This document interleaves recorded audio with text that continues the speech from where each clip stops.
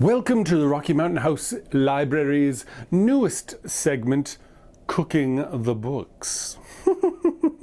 Anyway, yes, I'm doing this for a couple reasons. Well, a few reasons. One is that we have a whole bunch of cookbooks that are amazing. All types, meals, desserts, meats, vegetarian, keto. Come and check them out. Two, sometimes we get a little overwhelmed and think trying out new recipes involve, you have to buy a new pot or something, or you need lots of fancy stuff that you have to buy that you don't normally have in your fridge. Not so the case with what I want to do, especially today. It's really just making a sandwich. I've got this one from the Literary Tea Party.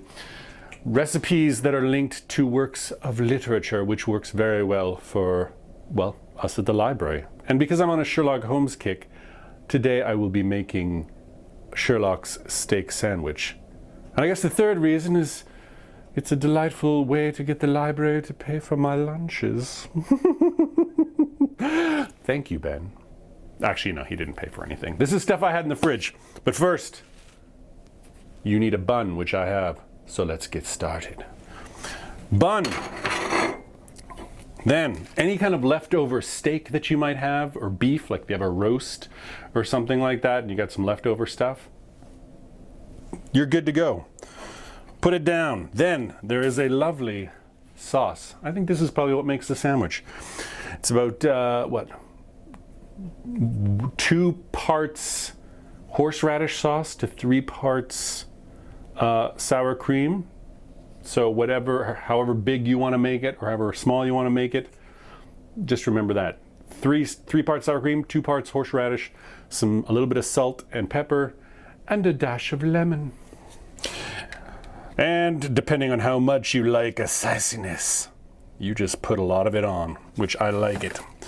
Then, the recipe calls for some arugula and radishes, but I mean, honestly, who has radishes and arugula lying around in their fridge?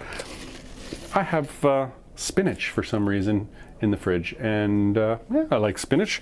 I'm gonna put that on the sandwich. I don't have radishes, so that's just gonna have to be done.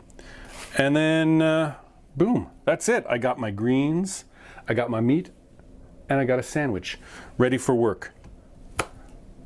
So anyway, that was pretty easy. I mean, it kind of need to be easy. This literally here is our kitchen. So if I can't heat it up in a microwave, not happening.